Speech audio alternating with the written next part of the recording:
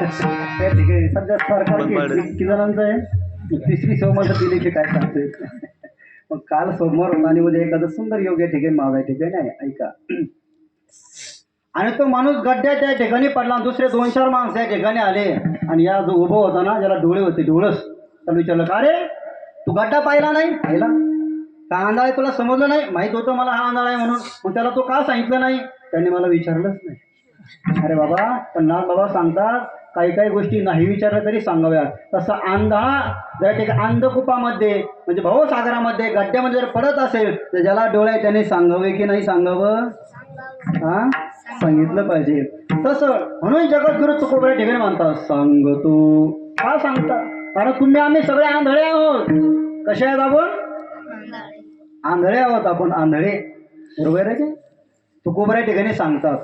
तुकोबऱ्या म्हणतात या ठिकाणी आपण सगळे आंधळे या ठिकाणी आहोत. आता आंधळे कोणाला म्हणायचं आणि डोळस कोणाला म्हणायचं? लक्ष द्या. विठ्ठल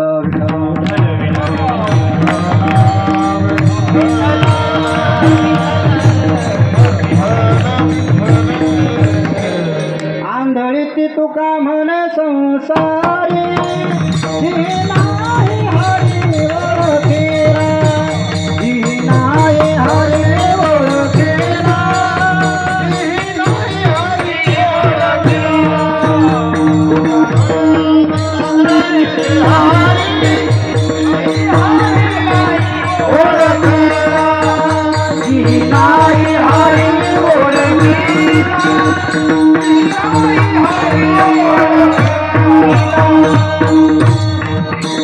सांगतात आंधळ कोणाला म्हणायचं? आंधळी ती तुका म्हणे संसारी, जी नाही हरी. ज्याने हरीला ओळखलं नाही, ज्याने हरीचं कीर्तन करत नाही, चिंतन करत नाही, ज्याने हरीला 100% त्या ठिकाणी पूर्णपणे ओळखलं नाही, ती कशी आहेत? आंधळी या ठिकाणी आहे. तुका म्हणे कैसे आंधळे हे जन गेले विसरून.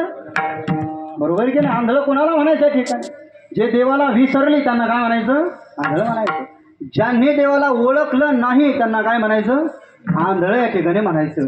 मग आपलं चिंतन करा. आपण आंधळे आहोत का डोळस आहोत? सांगा बरं, सांगा. आपण डोळस आहोत. तुला मी दिसतो म्हणजे तू कसं आहे? बाळा, हे कळालं मला. 12 वर्ष घर सोडावं लागलं. विठ्ठल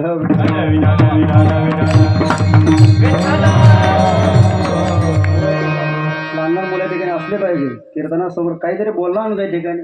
इथे येऊन 1 मिनिट बोलणं चुकीचं होईना बोललं काय लागतं? हिंमत या ठिकाणी